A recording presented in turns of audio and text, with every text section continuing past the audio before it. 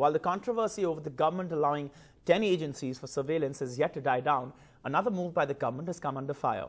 The government is planning to propose amendments to certain rules of the IT Act so that it can access and trace all unlawful content online. It will also require end-to-end encryption to be broken so that the origin of messages can be traced. According to officials, that's government officials, this is being done in the backdrop of mob lynching incidents that saw the killing of innocent people on the basis of rumors. This consultation is being done at the level of officers at the moment, and no decision has been taken, but this has led to outrage. Sukirti reports. All major online platforms will now be asked to deploy technology to monitor all content that is unlawful, and then these platforms will have to take it down. Some of the major points regarding this draft is, firstly, they say that all unlawful content would have to be taken down. So unlawful content here, as per the draft, it says that it could be content that is defamatory in nature, it could be content that harms minors, it could be content that goes against the unity and sovereignty of India.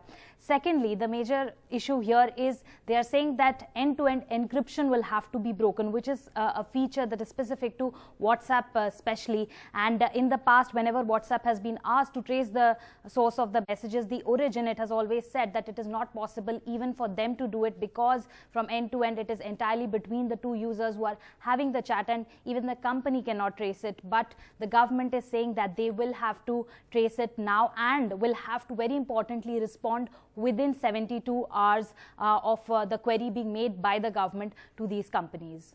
The draft that has been framed so far, it does not give details on how it will happen in a technological way. It does lay down rules of what the companies are supposed to do, but it does not give details on how the companies will go about it. That is why a consultation meeting has happened with representatives of Facebook, Google, WhatsApp, Yahoo, and other similar firms, and between the IT ministry officials. So the consultation is in that process is still going on. These companies are supposed to respond to this entire issue by January 7th on how they will actually implement it. Well, the cyber experts are opposing this move mainly because they say that these are sort of secretive meetings happening between the ministry officials as well as these online platforms. There is no public consultation on the matter. Secondly, the fear is that this would lead to large-scale censorship. Even before, when the IT Act had Section 66 says several people were arrested because of stuff that they posted online. So there is a fear that it could lead to a similar scenario again. That is what the cyber activists are saying. As far as the government's answer is concerned, it has denied all these media reports that are coming out. It says that there is no political motive behind this entire move. They had said that they would crack down on all online platforms because of the lynching incidents that kept taking place because of rumors being circulated on WhatsApp. So this is entirely to crack down on that angle, and they say that it is only in the consultation phase as of now, consultation at the officers level, not at a political level. So they have invited suggestions from online platforms, and further only on how things proceed later, they will take it to further into the parliament and the other stages that are required. But as of now, the government says it is only in consultation process and no amendment has been made so far.